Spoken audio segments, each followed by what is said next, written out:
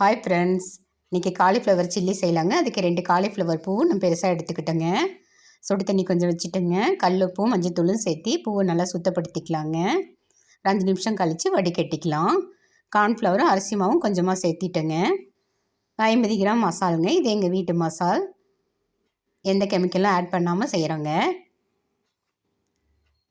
கொஞ்சமாக தண்ணி ஊற்றி பேஸ்ட் மாதிரி பண்ணி நம்ம பூவை போட்டு அதிலே பெரட்டி ஒரு 1/2 hour ஊற வச்சிடலாங்க.